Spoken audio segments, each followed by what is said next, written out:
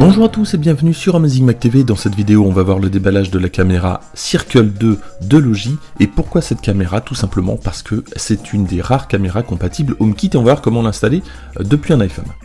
À propos du contenu maintenant, on va voir deux petits cartons dans la boîte. L'un des cartons va contenir la caméra sur la droite et sur la gauche, on va voir tout ce qui est notice d'installation, les câbles, un câble USB de 3 mètres puisque celle-ci est filaire.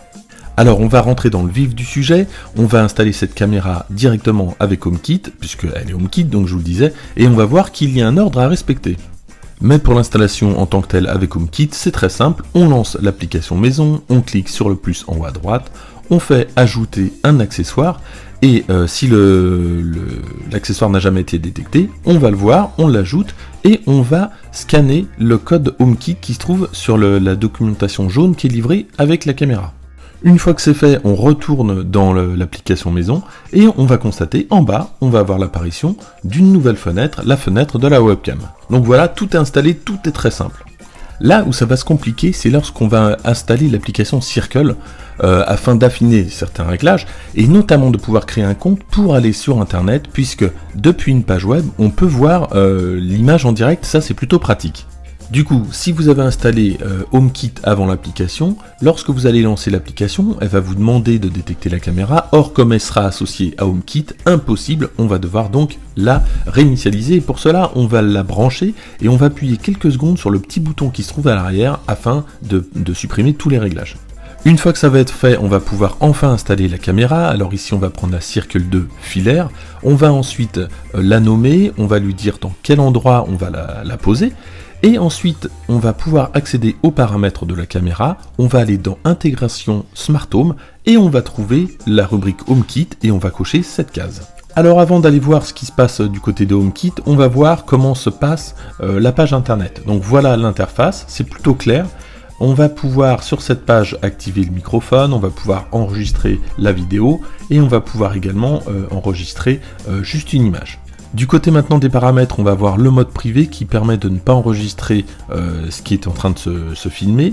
On va avoir un détecteur de zones, c'est-à-dire qu'on va pouvoir définir les zones dans lesquelles le détecteur de mouvement va s'enclencher. Donc là, c'est plutôt pratique et les réglages sont assez fins.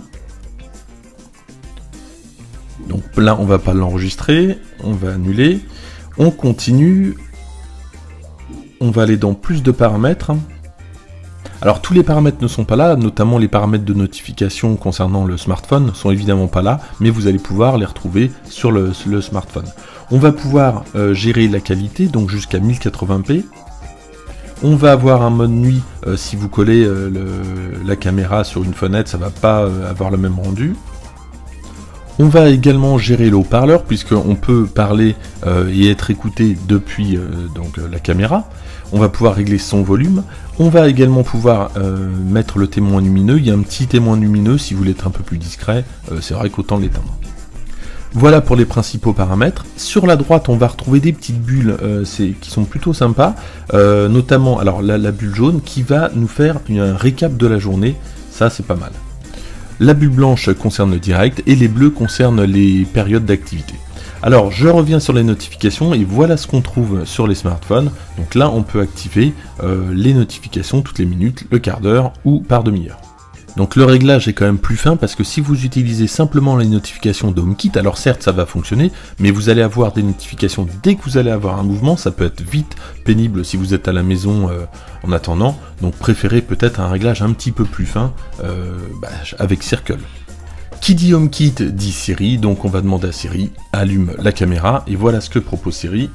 Directement, on nous renvoie sur l'application maison, et on voit en direct ce qui se passe. Concernant maintenant les réglages, on va pouvoir donc modifier le nom de la caméra et lui dire oui ou non si on va l'intégrer dans les favoris. Concernant les notifications, on retourne sur la page d'accueil de maison, on sélectionne la caméra, tout en bas on va dans réglages et on va sélectionner une notification si on veut être notifié lorsqu'il y a un mouvement ou si on ne veut pas être notifié. Pour terminer, on va juste aller dans l'application maison et voir à quoi ça ressemble. Donc je vous disais tout à l'heure, tout en bas on a la caméra, on a un aperçu et lorsqu'on clique dessus, on a ça, on a le direct, et on va pouvoir communiquer avec la personne, s'il y a quelqu'un, évidemment, devant la caméra. Voilà tout ce qu'on peut faire avec cette caméra et HomeKit notamment. N'hésitez pas à vous abonner si vous avez aimé, et à liker, et moi je vous dis à très bientôt.